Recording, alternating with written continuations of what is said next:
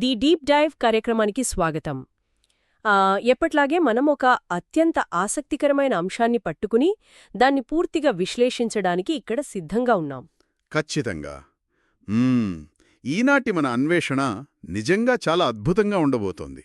అవును, ఎందుకంటే ఈనాటి మన లోతైన అన్వేషణ దేని గురించి అంటే మనం నిత్యం నడుచే ఈ భూమి గురించి. కేవలం భూమి పైభాగం మాత్రమే కాదు, దాని అంతర్గత నిర్మాణం గురించి కూడా కదా. పర్ఫెక్ట్గా చెప్పారు. భూమి లోపలి నిర్మాణం, మన వాతావరణం, అలాగే ఈ విశాల విశ్వంలో అసలు ప్రాణకోటి మనుగడ గురించి మనం ఈరోజు మాట్లాడుకోబోతున్నాం. అంటే మన ముందున్న ఆధారాలను బట్టి చూస్తే ఈ విషయాలన్నీ ఒకదానికొకటి ఎలా ముడిపడి ఉన్నాయో తెలుస్తుంది. అవును, మన ముందు భౌగోళిక శాస్త్రం, టెక్టానిక్ ప్లేట్ల కదలికలు, శిలల పుట్టుపూర్వోత్తరాలకు సంబంధించిన చాలా సమగ్రమైన పరిశోధనా పత్రాలున్నాయి. అలాగే ఇతర గ్రహాల ఉనికికి సంబంధించిన ఆధారాలు కూడా మనం ఈరోజు పరిశీలిస్తాం. మనం రోజూ చూసే పర్వతాలు, రాళ్ళు కేవలం నిర్జీవమైనవి కావు. వాటికంటూ ఒక ప్రాణముంది, ఒక కథ ఉంది. నిజమే. ఒక వ్యవస్థలోని చిన్న మార్పు మొత్తం గ్రహం యొక్క వాతావరణాన్ని ఎలా మారుస్తుందో ఈ మూలాల ద్వారా మనం స్పష్టంగా చూడవచ్చు. అదే కదా, భూమి లోపల జరిగే మార్పులు బయట వాతావరణాన్ని ఎలా శాసిస్తాయి. మన పక్కనే ఉన్న ఇతర గ్రహాలు పూర్తిగా నిర్జీవంగా మారినప్పుడు భూమి మాత్రమే ఎలా ప్రాణకోటిని పోషిస్తోంది. వాతావరణం, ప్రాణకోటి, ఇంకా ఎన్నో విషయాలు. ఖచ్చితంగా. అసలు ఇన్ని కోట్ల సంవత్సరాల పాటు ప్రకృతి కాపాడిన ఈ గ్రహం మీద మానవ నాగరికత భవిష్యత్తు ఎటువైపు వెళ్తోంది, ఇలాంటి ఎన్నో ఆసక్తికరమైన విషయాలను ఈ విశ్లేషణలో మనం ఛేదించబోతున్నాం. అవును, ఈనాటి మన అన్వేషణ ఒక టైం ట్రావెల్ లాంటిది అని చెప్పొచ్చు. కరెక్ట్. సరే, అయితే దీన్ని కాస్త విడమర్చి చూద్దాం. తప్పకుండా. మన పరిశోధనా పత్రాల ప్రకారం భూమి గురించి అర్థం చేసుకోవాలంటే ముందుగా దానికి పునాదిలాంటి శిలల చక్రం గురించి మాట్లాడుకోవాలి. అంటే రాక్ సైకిల్ అంటాం కదా, అదే. అవును, రాక్ సైకిల్. మామూలుగా మనం ఒక రాయిని చూసినప్పుడు అది ఎప్పటికీ అలాగే స్థిరంగా ఉంటుందని అనుకుంటాం. కాని అది నిజం కాదు కదా. ఖచ్చితంగా కాదు. ఈ మూలాలు చెబుతున్నది ఏమిటంటే భూమిపై ఉన్న ప్రతి రాయికి ఒక సుదీర్ఘమైన ప్రయాణముంటుంది అని. ఆ ప్రయాణమే ఈ రాక్ సైకిల్. మరి ఈ రాక్ సైకిల్ అనేది భూమికి ఒక ఇంజిన్లాగా ఎలా పనిచేస్తుందో కాస్త వివరిస్తారా? తప్పకుండా. ఇది నిజంగా మన ఆలోచన విధానాన్నే మార్చేసే విషయం. ఈ రాక్ సైకిల్లో ప్రధానంగా 3 రకాల రాళ్లుంటాయి. సరే, మొదటిదేంటి? మొదటిది ఇగ్నియస్ రాక్స్. ఇగ్నియస్ అంటే అగ్నిశిలలు. అంటే అగ్నిపర్వతాల నుండి వచ్చేవా? ఖచ్చితంగా. భూమి లోపల విపరీతమైన వేడికి కరిగిపోయి ఉన్న లావా లేదా మ్యాగ్మా గురించి మనం వినే ఉంటాం కదా. అవును, అగ్నిపర్వతం బద్దలైనప్పుడు బయటికొస్తుంది. సరిగ్గా అదే. ఆ మ్యాగ్మా అగ్నిపర్వతాల ద్వారా బయటికి వచ్చి చల్లబడి గట్టిపడినప్పుడు ఏర్పడేవే ఈ ఇగ్నియస్ రాక్స్. ఓహో, అంటే ఉదాహరణకు మనం ఇళ్లలో వాడుకునే గ్రానైట్ రాయిలాంటివన్నమాట? పర్ఫెక్ట్ ఉదాహరణ. ఒక రకంగా చెప్పాలంటే ఇవి భూమి లోపలి పొయ్యిలో బేక్ చేయబడిన రాళ్లు అనుకోవచ్చు. అంటే అవే అత్యంత ప్రాథమికమైన రాళ్లు. ఆ తర్వాత మిగతా రకాలెలా ఏర్పడతాయి? ఇక్కడే ప్రకృతి చేసే అసలు మ్యాజిక్ మొదలవుతుంది. ఈ గట్టిపడిన రాళ్లు ఎప్పటికీ అలాగే ఉండిపోవు. అంటే అవి కూడా కరిగిపోతాయా? లేదు, కరగవు. వానలకు, గాలికి, ఎండకు ఈ రాళ్లు క్రమంగా అరిగిపోతాయి. ఓ, చిన్న చిన్న ముక్కలుగా మారిపోతాయన్నమాట. అవును, చిన్న ముక్కలుగా, ఇసుకగా మారిపోతాయి. ఈ పొడంతా నదుల ద్వారా కొట్టుకుపోయి సముద్రం అడుగున పొరలు పొరలుగా పేరుకుపోతుంది. సముద్రం అడుగున అలా లక్షల సంవత్సరాల పాటు పేరుకుపోయి గట్టిబడి ఏర్పడేవే సెడినెంటరీ రాక్స్, అంటే అవక్షేప శిలలు. అంటే ఒక పుస్తకంలో పేజీలలాగా ఇవి పొరలు పొరలుగా ఉంటాయన్నమాట. అద్భుతంగా చెప్పారు. సరిగ్గా పేజీల్లాగానే. వినేవారికి ఆసక్తి కలిగించే విషయం ఏంటంటే మనకు డైనోసార్ల శిలాజాలు లేదా పురాతన జీవుల ఆనవాళ్లు దొరికేది ఈ రాళ్లలోనే. భలే చెప్పారు. ఆ పొరలు భూమి చరిత్రను భద్రపరిచిన పేజీలన్మాట. ఖచ్చితంగా. మరి మూడో రకం రాయి గురించి కూడా మన మూలాల్లో ఉంది కదా, అది ఎలా తయారవుతుంది? దీన్ని ఇంకో కోణంలో చూద్దాం. ఈ రాళ్లు మళ్లీ భూమి లోపలికి వెళ్ళిపోయాయి అనుకుందాం. లోపలికి వెళ్లడమంటే భూకంపాల వల్లనా? టెక్టోనిక్ ప్లేట్ల కదలికల వల్ల. అక్కడ లోపల విపరీతమైన వేడుంటుంది. పైనున్న పర్వతాల బరువు వల్ల భయంకరమైన ప్రెషర్ ఉంటుంది. అంటే ఒక ప్రెషర్ కుక్కర్ లాగా అన్నమాట. పర్ఫెక్ట్. ఒక ప్రెషర్ కుక్కర్లో పెట్టినట్లు ఆ రాళ్లు పూర్తిగా కరిగిపోకుండానే వాటి రూపం, లక్షణాలు పూర్తిగా మారిపోతాయి. ఓహో, వాటి కెమికల్ స్ట్రక్చర్ మారుతుందా? అవును. లైమ్స్టోన్ అనేది మార్బుల్గా మారడం లాంటిదన్నమాట. వీటినే మెటామార్ఫిక్ రాక్స్ లేదా రూపాంతర ప్రాప్తి శిలలు అంటారు. అయితే ఈ మూడు రాళ్ల మధ్య ఒక సర్కిల్లాగా ప్రాసెస్ జరుగుతుంది అంటారా? ఇక్కడ అత్యంత ఆసక్తికరమైన విషయమేంటంటే ఈ శిలల చక్రమనేది ఒక పద్ధతిలో వెళ్లే వన్ వే రోడ్ లాంటిది కాదు. మరి ఎలా ఉంటుంది? ఇదొక అద్భుతమైన నెట్వర్క్. ఇగ్నేస్ రాయి అరిగిపోయి సెడిమెంటరీగా మారొచ్చు. లేదా మళ్ళీ కరిగిపోయి లావాగా కూడా మారొచ్చు కదా? ఖచ్చితంగా. ఏ రాయి అయినా ఏ దశలోనైనా రూపాంతరం చెందవచ్చు. వినడానికే చాలా అద్భుతంగా ఉంది. కాని ఇదంతా జరగాలంటే భూమి లోపలే నిరంతరం కదిలిక ఉండాలి కదా? అవును, ఆ కదిలికే అసలైన ప్రాణం. మన డేటా చెబుతున్న ప్రకారం ఈ మొత్తం చక్రానికి అసలైన ఇంజిన్లాగా పనిచేసేదే టెక్టానిక్ ప్లేట్లు.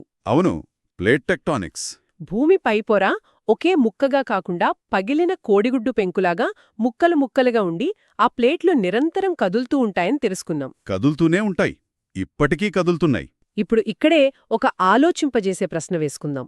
ఒకవేళ భూమి లోపల ఈ టెక్టానిక్ ప్లేట్ల కదలిక పూర్తిగా ఆగిపోతే ఏమవుతుంది? ఆగిపోతేనా? అది చాలా భయంకరమైన ఊహ. అసలు ఈ ఇంజిన్ ఆగిపోతే భూమి పరిస్థితేంటి? ఒకవేళ ఈ ప్లేట్ల కదలిక ఆగిపోతే భూమి రాత్రికి రాత్రి అంతరించిపోదు. ఇది దశలావారీగా జరుగుతుంది. అంటే ఒక స్లో మోషన్ వినాశనం అనుకోవచ్చా? ఖచ్చితంగా అదే పదం వాడాలి. టెక్టానిక్స్ ఆగిపోతే ముందుగా అగ్నిశిలల నిర్మాణం ఆగిపోతుంది. ఎందుకంటే ప్లేట్లు కదలకపోతే మ్యాగ్మా పైకి రాదు కదా?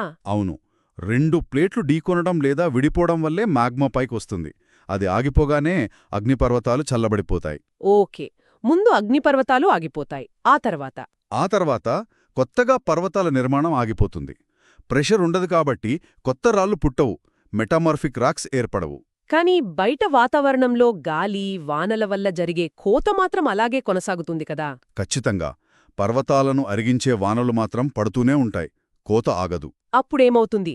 ఫలితంగా ఏమవుతుందంటే వందల మిలియన్ సంవత్సరాలలో భూమిపై ఉన్న ఎత్తైన పర్వతాలన్నీ అరిగిపోతాయి. అరిగిపోయి భూమంతా చదునుగా మారుతుందా? అవును, ఒక చదునైన విశాలమైన మైదానంగా మారిపోతుంది. భూమిమీద ఎత్తుపల్లాలు ఉండవు. అంతా నీటితో నిండిపోవచ్చు లేదా పూర్తిగా చదునుగా మారిపోవచ్చు. బాబోయ్, వింటుంటేనే ఆశ్చర్యంగా ఉంది. అంతేకాదు, భూమి లోపల ఆ కదలిక లేకపోతే రసాయనాల మార్పిడి జరగదు. చివరికి మన భూమి కూడా ఒక నిర్జీవమైన, భౌగోళికంగా చనిపోయిన గ్రహంగా మారిపోతుంది. అంటే అంగారక గ్రహంలాగా అన్నమాట. పర్ఫెక్ట్. అంగారక గ్రహం అంటే మార్స్ లాగా మారిపోతుంది. టెక్టానిక్ ప్లేట్లే భూమికి ప్రాణం పోసే నిజమైన ఇంజన్ అని చెప్పడానికి ఇంతకంటే గొప్ప నిదర్శనం లేదు. ఇది విన్న తర్వాత మన కాళ్ల కిందున్న నేల గురించి మనం ఎంత తక్కువ ఆలోచిస్తామో అర్థమవుతోంది. నిజమే.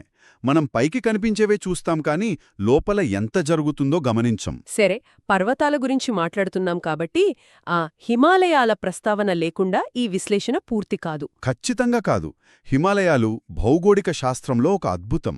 మన మూలాలు ఈ హిమాలయాల గురించి ఒక అద్భుతమైన విషయాన్ని వివరిస్తున్నాయి. ఒక పెద్ద పర్వత శ్రేణి ఉనికి మొత్తం ప్రపంచ వాతావరణాన్ని ఎలా మారుస్తోందో చదివినప్పుడు నిజంగా మైండ్ బ్లాక్ అయింది. అవును, హిమాలయాల పుట్టుక అనేది భూమి చరిత్రలోనే అత్యంత నాటకీయమైన ఘట్టం. అసలు అవి ఎలా ఏర్పడ్డాయి?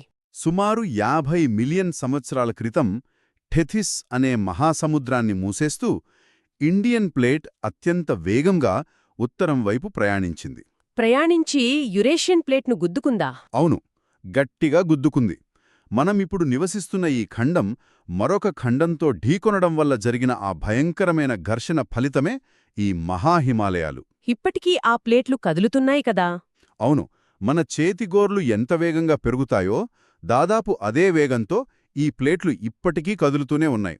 అంటే సంవత్సరానికి ఒక 5 సెంటీమీటర్లన్నమాట. ఇక్కడే సైన్స్ పరంగా ఒక చిన్న సందేహం రావచ్చు. అడగండి. దక్షిణ అమెరికాలోని ఆండీస్ పర్వతాలను చూస్తే అక్కడ చాలా అగ్నిపర్వతాలు కనిపిస్తాయి. కానీ ప్రపంచంలోనే అత్యంత ఎత్తైన హిమాలయాల్లో ఎక్కడ ఒక్క అగ్నిపర్వతం కూడా లేదేంటి? ఇదొక అద్భుతమైన పాయింట్. దీని వెనుకున్న భౌగోళిక శాస్త్రం చాలా ఆసక్తికరంగా ఉంటుంది. దానికి కారణమేంటి అంటారు?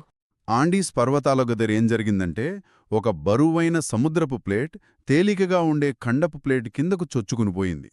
అంటే మహాసముద్రం అడుగున ఉన్న ప్లేటు ఖండం కిందకి వెళ్ళిపోయిందనమాట. అవును, అలా లోపలికి వెళ్లేటప్పుడు తనతో పాటు భారీగా నీటిని తీసుకువెళ్తుంది. ఆ నీరు భూమి లోపలి మ్యాగ్మాను కరిగించి దానికి ఒత్తిడిని పెంచి అగ్నిపర్వతాలుగా బయటపడుతుంది. ఓహో, అందుకే అక్కడ అగ్నిపర్వతాలున్నాయి. మరి హిమాలయాల దగ్గర? హిమాలయాల దగ్గర జరిగింది వేరు. ఇక్కడ ఇండియా మరియు యురేషియా అనే 2 మందపాటి ఖండపు ప్లేట్లు ఢీకున్నాయి.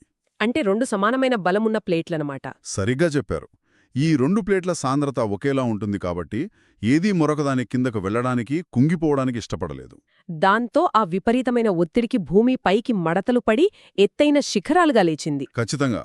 అందుకే అక్కడ అగ్నిపర్వతాలుండవు. కాని ఈ ఘర్షణ ఇంకా కొనసాగుతోంది కాబట్టే అక్కడ తీవ్రమైన భూకంపాలొస్తుంటాయి. అంటే 2 కార్లు ఎదురెదురుగా ఢీకొంటే అవి ఎలా పైకి లేచిపోతాయో అలా అనమాట. ఇది ఊహించుకోవడానికే చాలా బావుంది. అవును, అదొక గొప్ప క్రాష్. అయితే పర్వతాలు ఇలా పైకి లేవడం వల్ల వాతావరణానికేంటి సంబంధం అని ఎవరైనా ఆలోచిస్తే మన డేటా ఇచ్చే సమాధానం మైండ్ బ్లోయింగ్ అని చెప్పాలి. దీన్ని కాస్త విశాల దృక్పథంతో చూద్దాం. హిమాలయాలు కేవలం రాళ్ల గుట్టలు కావు. మరేంటి? అవి మన ఉపఖండానికి ఒక వాతావరణ కవచం, ఒక ఏసీ రిమోట్ లాంటివి. ఒక్క క్షణం హిమాలయాలు లేవని ఊహించుకోండి.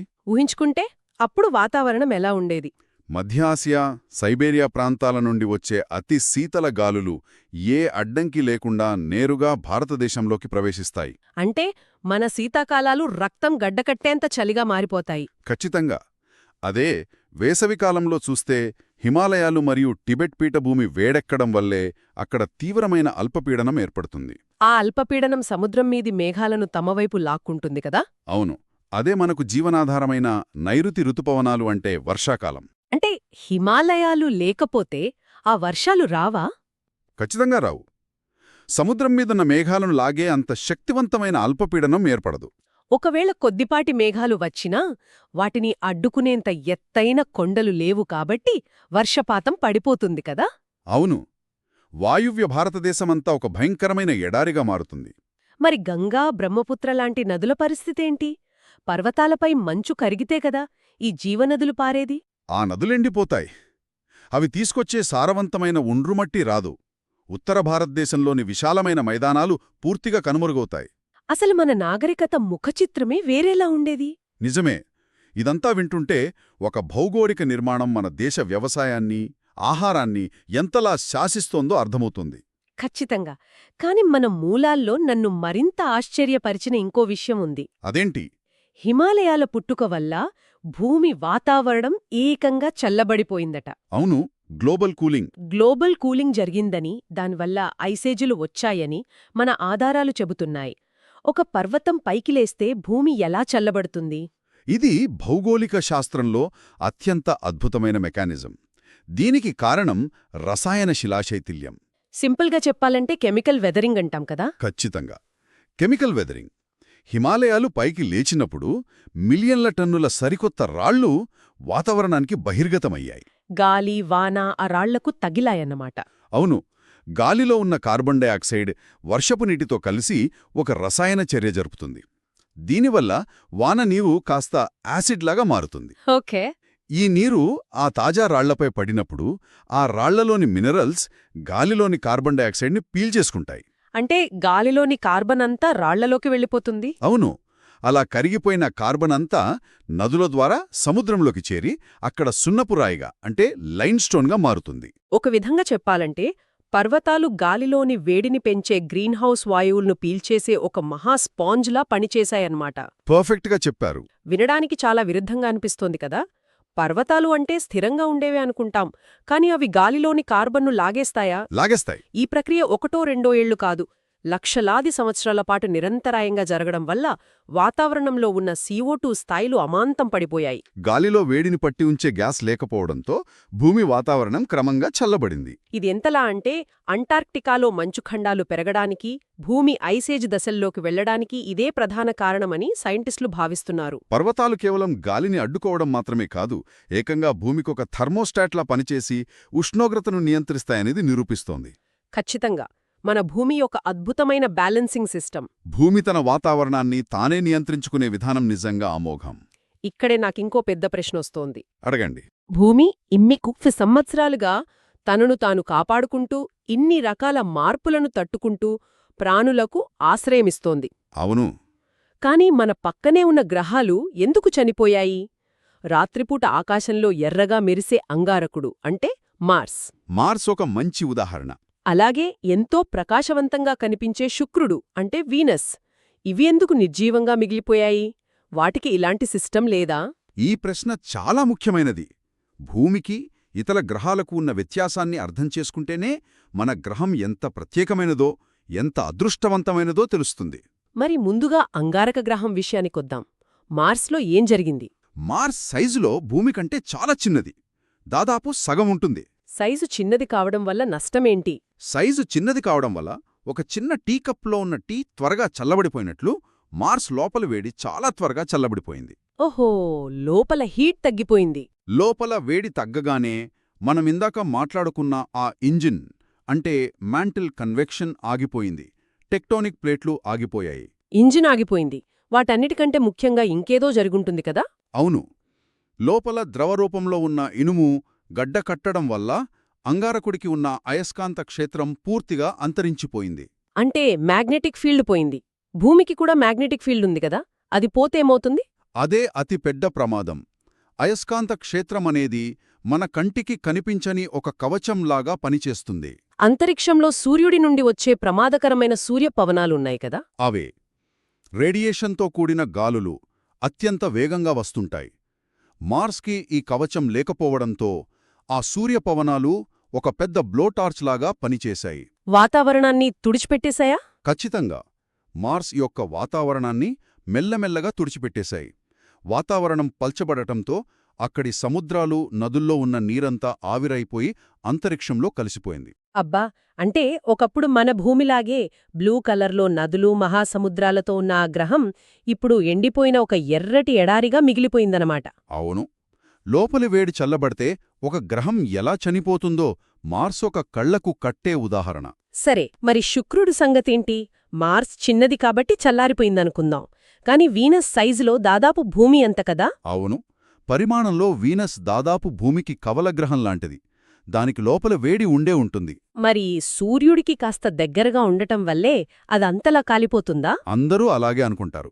సూర్యుడికి దగ్గరగా ఉండటం ఒక కారణమే గాని అసలు విలన్ అది కాదు. మరి అసలు సమస్య ఏంటి? శుక్రుడి వాతావరణం అసలు సమస్యే.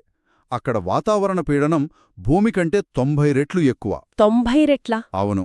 అంటే మనం శుక్రుడి మీద నిలబడితే భూమి మీద సముద్రంలో 1 కిలోమీటర్ లోతులో ఉన్నప్పుడు మన శరీరంపై ఎంత ప్రెషర్ పడుతుందో అంత ప్రెషర్ ఉంటుంది. వామ్మో, అందులో మళ్ళీ 96% కేవలం కార్బన్ డయాక్సైడే ఉంటుందని చదివాను. కరెక్ట్.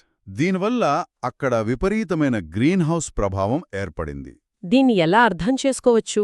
వేసవి కాలంలో ఎండలో పెట్టిన కారు అద్దాలన్నీ మూసేస్తే లోపల ఎంత వేడిగా ఉంటుందో అచ్చం అలా అన్నమాట.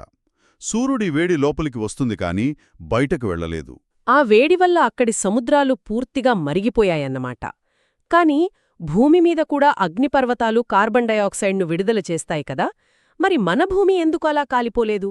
ఇక్కడే భూమి యొక్క గొప్పతనం ఉంది.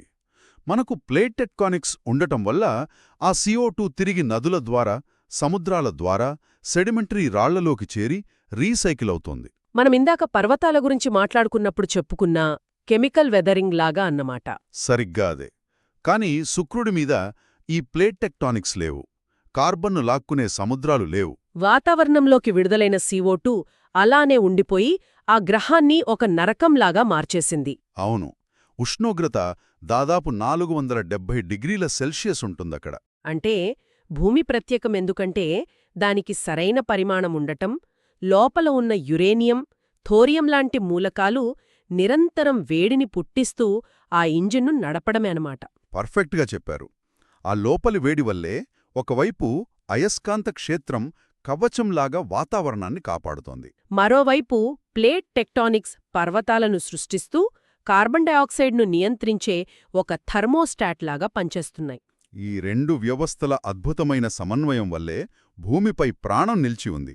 ఇది గ్రహాల భౌతిక శాస్త్రం. ఈ భౌతిక శాస్త్రం భూమిని జీవం పుట్టడానికి అనుకూలంగా మార్చితే ఆ తర్వాత జీవశాస్త్రం పరిణామక్రమంలో మనుష్యుల్లాంటి తెలివైన జీవులను సృష్టించింది. నిజమే. అయితే మనం ఇదంతా ఎందుకు మాట్లాడుకోవాలి, దీనివల్ల మనకేంటి ఉపయోగం అని ఎవరైనా ప్రశ్నిస్తే మన మూలాలు ఒక ఆందోళన కలిగించే అంశాన్ని తెరపైకి తెస్తున్నాయి. అదే ద గ్రేట్ ఫిల్టర్ థియరీ. మనం భూమి గతం గురించి, ఇతర గ్రహాల వినాశనం గురించి చాలా లోతుగా చర్చించాం. ఇన్ని కోట్ల సంవత్సరాల పాటు ప్రకృతి సమతుల్యతను కాపాడుతూ వచ్చిన ఈ భూమిపై ఇప్పుడు మానవ భవిష్యత్తు ఎటువైపు వెళ్తోంది? ఇక్కడే మనం చాలా జాగ్రత్తగా ఆలోచించాల్సిన విషయం ఒకటుంది. ఆ గ్రేట్ ఫిల్టర్ సిద్ధాంతం గురించి కొంచెం వివరిస్తారా? ఇన్ని ప్రమాదాలను దాటి వచ్చిన మనం ఇప్పుడు సురక్షితంగానే ఉన్నామా? సైంటిస్టులు చెప్పే ఈ భయపెట్టే సిద్ధాంతం అర్థమేంటంటే, విశ్వంలో ఒక గ్రహం మీద సాధారణ ప్రాణం పుట్టడం బహుశా సులభమే కావచ్చు. కానీ ఒక నాగరికత అత్యున్నత స్థాయికి చేరిన తర్వాతే సమస్య వస్తుంది కదా? అవును, టెక్నాలజీ పరంగా గొప్ప స్థాయికి చేరిన తర్వాత ఆ తెలివితేటలే వాళ్లను నాశనం చేసుకునే ముప్పును కూడా తీసుకొస్తాయి. భూమి తన సుదీర్ఘ చరిత్రలో ఉల్కాపాతాలు, సూపర్ అగ్నిపర్వతాల విస్ఫోటనాలు, ఐసేజ్ లాంటి ఎన్నో సహజ ప్రమాదాలను ఎదుర్కొంది. ఈ సహజమైన ఫిల్టర్స్ అన్నింటినీ దాటుకుని భూమి నిలబడింది. కాని ఇప్పుడు చరిత్రలో మొదటిసారిగా ఒక జాతి అంటే మానవాళి తమకు తాముగా ఒక ప్రమాదాన్ని సృష్టించుకున్నారు. ఇది వాతావరణం వల్లనో గ్రహశకలాల వల్లనో వచ్చిన ముప్పు కాదు, మనం సృష్టించుకున్న ముప్పు. ఖచ్చితంగా. అంటే మీరు అణ్వాయుధాలు, అలాగే ఎవరి అంచనాలకు అందకుండా పెరుగుతున్న ఆర్టిఫిషియల్ ఇంటెలిజెన్స్ మరియు మనం తీసుకువస్తున్న వాతావరణ మార్పుల గురించే కదా మాట్లాడుతున్నారు? అవే మనం మాట్లాడుకున్న ఆ సున్నితమైన కార్బన్ సైకిల్ను మనమే దెబ్బతీస్తున్నాం. ఇవన్నీ మానవాడికి పొంచి ఉన్న అతిపెద్ద ప్రమాదాలు అని వింటుంటే ఆందోళనగానే ఉంది. ఒక రకంగా చెప్పాలంటే మనమిప్పుడు ఒక క్లిష్టమైన మలుపులో ఉన్నాం. లక్షల ఏళ్లుగా ప్రకృతి చేసిన మార్పుల కన్నా ఇప్పుడు కేవలం 100 ఏళ్లలో మనుషులు చేస్తున్న మార్పులే భూమి భవిష్యత్తును నిర్ణయిస్తున్నాయి. మనమే ఒక భౌగోళిక శక్తిగా మారాం. దీన్ని ఇంకో విధంగా చెప్పాలంటే, భూమి ఎన్నో కోట్ల ఏళ్లుగా దాచుకున్న కార్బన్ను మనం కేవలం కొన్ని దశాబ్దాల్లో బయటకు తీసి వాతావరణంలోకి వదిలేస్తున్నాం. ఈ పరిస్థితిని చూసి మనం ఆశావాదంతో ఉండాలా లేదా భయపడాలా? ఈ ప్రశ్నకు మూలాలిచ్చే సమాధానమేమిటంటే, అప్రమత్తంగా ఉండటమనేది అత్యంత హేతుబద్ధమైన విధానం. అంటే కాస్త కాషియస్గా ఉండాలన్నమాట. అవును, మానవులు సమస్యలను ముందుగానే గుర్తించడంలో బహుశా కొద్దిగా నెమ్మదిగా స్పందించవచ్చు. కాని ఆ ముప్పు కళ్లముందు స్పష్టంగా కనిపించినప్పుడు మనం చాలా వేగంగా పరిష్కారాలు కనుగొనగలం. దీనికి మన సమిష్టి కృషికి ఒక గొప్ప ఉదాహరణ కూడా ఉంది. నాకు గుర్తుంది, కొన్ని దశాబ్దాల క్రితం ఓజోన్ పొర రక్షణ కోసం ప్రపంచం మొత్తం ఏకమైన సంఘటన గురించే కదా మీరు చెబుతున్నారు? ఖచ్చితంగా అదే. కొన్ని దశాబ్దాల క్రితం భూమి యొక్క ఓజోన్ పొరకు భారీ రంధ్రం పడుతోందని సైంటిస్టులు గుర్తించారు. దీనివల్ల సూర్యుడి నుండి వచ్చే క్యాన్సర్ కారక కిరణాలు నేరుగా భూమిని చేరుతున్నాయి కదా? అది మానవ మనుగడకే పెద్ద ప్రమాదం.